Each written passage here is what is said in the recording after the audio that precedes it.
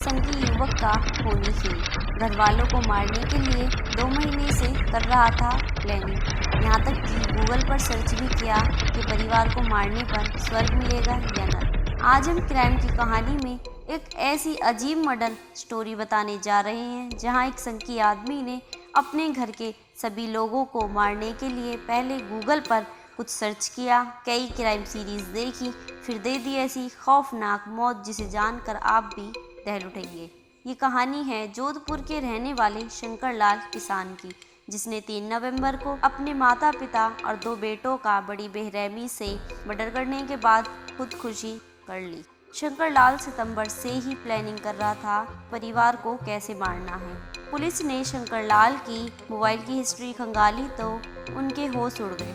हत्या और उसके तरीकों के अलावा कई ऐसी तलाशी भी की गई जिसे देखकर पुलिस हैरान रह गई। दरअसल शंकर लाल अफीम का आदी था। शंकर लाल को अफीम का नशा ज्यादा होने लगा था, जिस कारण पत्नी से भी उसकी अनबन चल रही थी। अफीम के नशे की इस लत के चलते उसने सितंबर से ही हत्या की योजना बनाना शुरू कर दिया।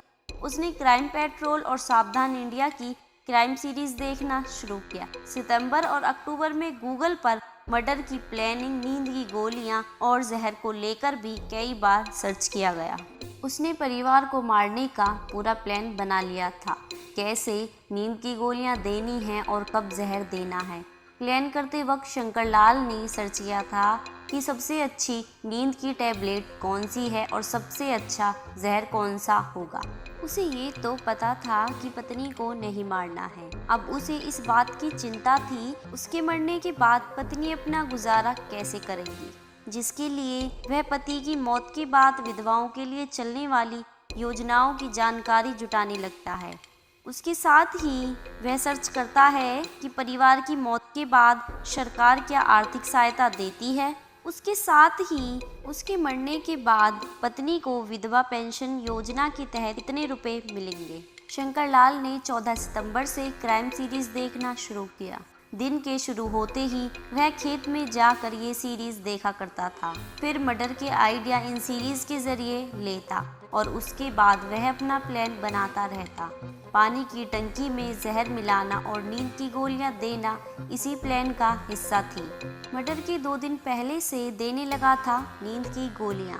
शंकर लाल ने घर वालों से कहा था कि खेत में काम करके सब बहुत थक जाते हैं, ये गोलियां खाने से उनकी ताकत और बढ़ जाएगी। बताया जा रहा है कि शंकर लाल ने घर में बनी पानी की टंकी में भी जहर मिलाया था ताकि वह खुद भी बच नहीं पाए। पहले पिता को उतारा मौत के घाट। शंकर लाल की उम्र 38 थी। उसने 3 नवंबर की शाम पहले अपने पिता सोनाराम, जिनकी उम्र 65 थी, उन पर कुल्हाड़ी से हमला कर घायल कर दिया और वहां से भाग गया। सोनाराम को घायल देख कुछ लोगों ने उन्हें अस्पताल पहुंचाया, जहां देर रात इलाज के दौरान उनकी मौत हो गई।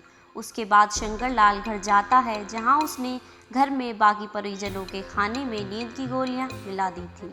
सभी बेहोश पड़े थे तो सबसे पहले उसने अपनी मां चंपा, जिनकी उम्र 55 थी, उनको घर में बनी पानी की टंकी में फेंक दिया। उसका बेटा लक्ष्मण, जिसकी उम्र 14 साल थी, उसी जगह सो रहा था, उसे भी टंकी में फेंक दिया। और शंकर लाल का छोटा बेटा दिनेश, जिसकी उम्र 8 साल थी, वो अपनी मां के पास सो रहा था। सुबह करीब 5 बजे उसे भी टंकी में फेंक दिया। उसके बाद खुद अपने मामा के यहाँ बनी पानी की टंकी में कूद गया।